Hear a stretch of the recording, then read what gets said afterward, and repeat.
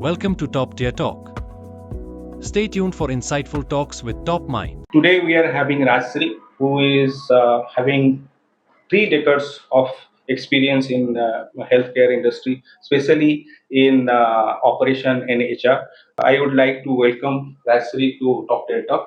How are you, Rajashree? I'm good. Great. So to start with, I just wanted to know about your career journey, how you started, how you landed to operation and the HR, basically hospital or healthcare industry. First of all, thank you, Prabhat, for inviting me and giving me opportunity to share my experiences and also my journey. As you rightly said, I have spent around 25 years, 26 years in healthcare, including HR and operation. But my journey, if you say from the childhood, I never thought I'll be landing in hospital because the hospital is a very fearful factor for me. Still today, I remember when I was a child, when my mother or my father was taken for some reason to hospital, I was having syncope and blackout. Okay. So I never thought I'll land in hospital, but yes, you never know what is your destiny. Correct. Somehow, after my completion, my PC and I thought of pursuing career in IT, but I landed in hospital. Okay. And in hospital, I started from the core operation to HR. Okay. So I have also worked in reception. I have Okay. also worked in the patient area. Also, I have worked in the call center. Okay. Then I moved to HR. So it was a great learning opportunity, I would say. But that time, yes, as a young mind, I was thinking, oh, my career is disaster. Okay. But now I think that was a great learning for me. So I know each corner of the hospital. So somehow then I started in HR and I pursue in HR for around 22 years. Then moved to the operation. Okay. So during the journey, I have worked in here in Kalinga Hospital. Then I moved to Care Group of Hospital. Then to AMRI. Then Manipal. AMRI So- is now converted To Manipal. So in Manipal, I was unit operation head. Okay. And now recently I moved to a greenfield project Okay. coming up in a city Okay. as a CEO. Okay, great, And great. my effort will be there to put a best quality care and obviously with compassion and fully digitalization Mhm. and a green certification hospital. Wow. So I think that's the great move. Starting with initially, I think you said like you have worked all the activities in the possible activities in the hospitals. So that was definitely a good experience to when you go upper ladder of the designation, you know like who is doing what. I just wanted to know like what kind of HR related issue or operational related issue you used to face then and how you are coping right now, if you can just highlight. So the question is like what was the challenges you faced in those days compared to Today. today. Yeah. Yeah, when we started our career in HR, at that time I think everything was manual. Even if we started working on the software like 𝗥𝗷𝗀𝗀𝗍, we started in the 𝗥𝗷𝗀𝗀𝗍 payroll and all. But everything was manual. You have to enter. There is no interface, no application, nothing was there. So you from the register only you have to enter into the system. That is the automation, if you say. Okay. But now you see, we are fully automated. Okay. So even if for the payroll also you are in attendance also you have a biometric software. In payroll also you are having ERP or SAP, you are working on that, and also all are integrated. So we need not to do the things manually or more documentation not required from the hiring to exit. Everything is fully managed by the applications. Onboarding to offboarding, everything Everything. is starting from the employees, even in the patient, everything. Right? Everything. Even in the case of patient also, if you see earlier, I think if one patient file must be having 100 papers. Correct. Because lot of documentation required, consent form to be signed, doctor's note to every day they should put, and also nursing notes, then billing documents. So if you see one patient file is full papers, but now it's day by day, like the operation is evolved like anything, and due to implementation of digitalization in the system, many things are paperless and digitalized. And it is also, if you see the accreditation, body also now approving the digital document. Correct. So it is very easier for hospital to manage that, and also it is better for the patient. They need not to move with a file. If anything missed, also they can get print out from their mail, or Correct. they may be getting reports from their website, so they can reach to doctors anytime with a mobile. They need not to carry a file. So everything in their application. So we have come much beyond that era, and really a great transformation we have seen from 90s to till today. But nowadays, a lot of AI came into the picture. What do you think? Like AI is a lot of people they are saying like AI will take the job. That is a separate discussion point. But is AI have you implemented in your past career or nearby career where it has been a complement to any of us, or how it was helpful basically? Yeah, as I said, the transformation, if you want to give a best healthcare facility and to make your hospital a smart hospital, obviously you need to move yourself with the technology. Otherwise, it is not difficult to compete with the industries.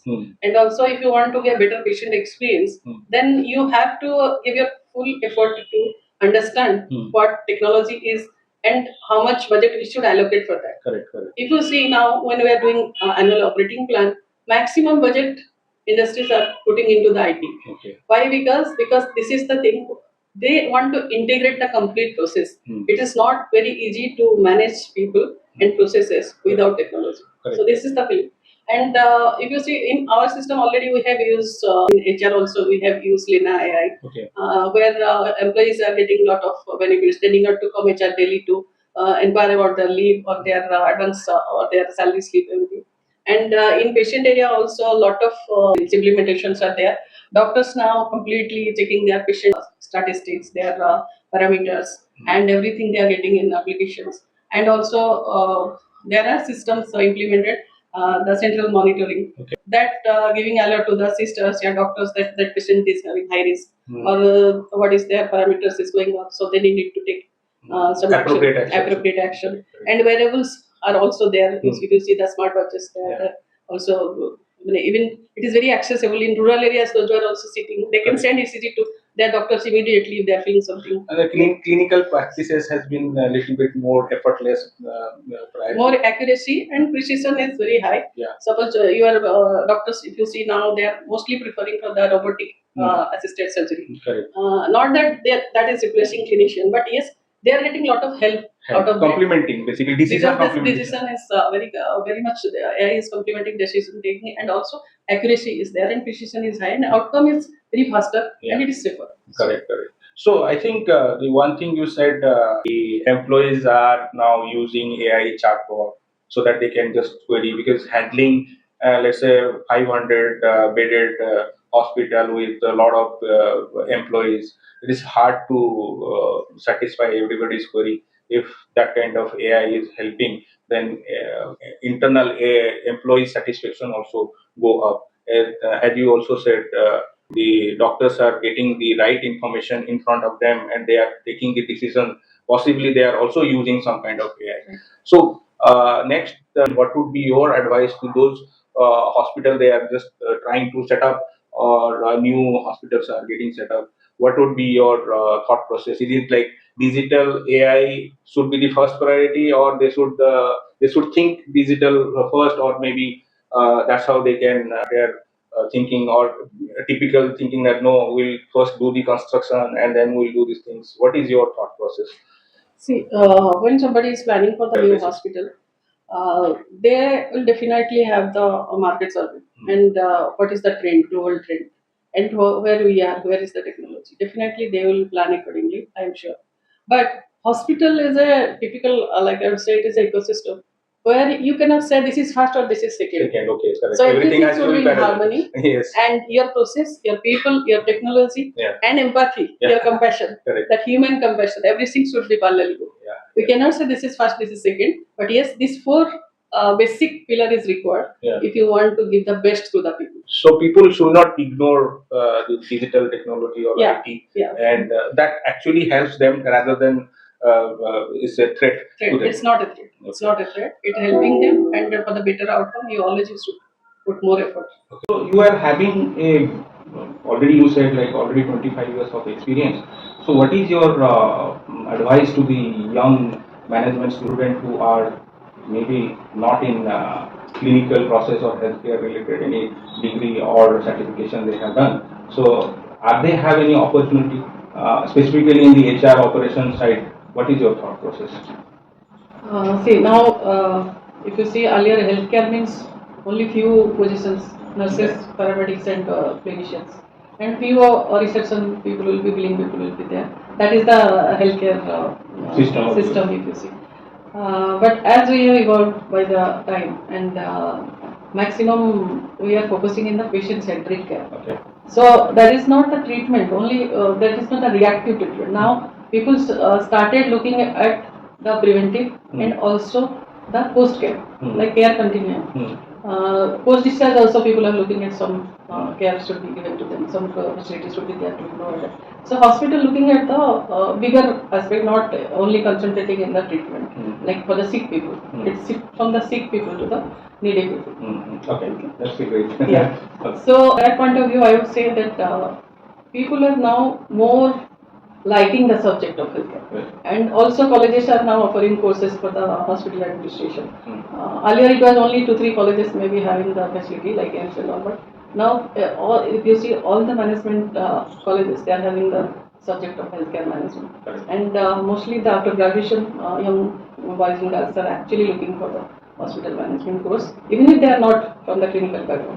Even you see the MBBS doctors, after they are not looking for clinical practices, rather they are into the administration and operation. They are doing higher courses and also opting for the operation.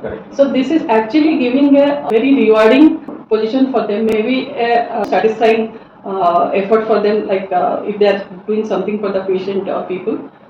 So they are opting, but I would say only opting is position or only opting for a career is not going to give you the result unless you have that curiosity. That curiosity you have to have, because healthcare is changing every day. So you have to have develop yourself, develop your skill set every day. You have to learn, unlearn, learn. Then also technology is a part, like you said, AI is now into the system.